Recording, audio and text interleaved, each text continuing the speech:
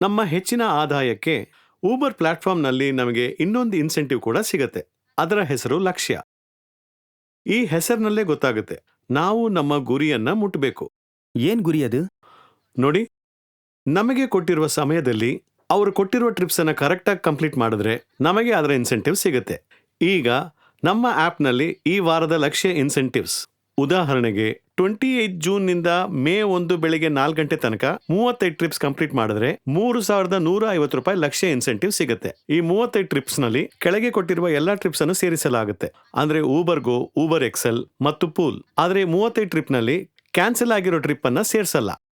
ಅದೇ ರೀತಿ ಇನ್ಸೆಂಟಿವ್ನಲ್ಲಿ ಯಾವುದಾದ್ರೂ ಒಂದು ವಾರದ ಲಕ್ಷ್ಯ ಟ್ರಿಪ್ ಅನ್ನು ಬದಲಾಯಿಸಲೂಬಹುದು.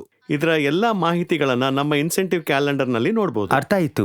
ನಾವು ಕ್ಯಾಲೆಂಡರ್ನ ನೋಡ್ತಾ ಇದ್ರೆ ನಮಗೆ ಎಷ್ಟು ಟ್ರಿಪ್ ಬಾಕಿ ಇದೆ ಅಂತ ಗೊತ್ತಾಗುತ್ತೆ. ಅದಕ್ಕೆ ತಕ್ಕಂತೆ ನಾವು ಕೆಲಸ ಮಾಡುವ ಟೈಮನ್ನ ನಾವು ಪ್ಲಾನ್ ಮಾಡ್ಕೋಬಹುದು.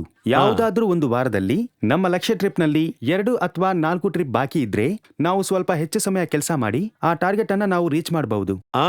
ನಮಗೆ ಸಿಕ್ಕುವ ಇನ್ಸೆಂಟಿವ್ನಲ್ಲಿ ಊಬರ್ ಫೀ, ಅದರಲ್ಲಿ ಗವರ್ಮೆಂಟ್ ಟ್ಯಾಕ್ಸ್ ಕಟ್ ಆಗೋದಿಲ್ಲ.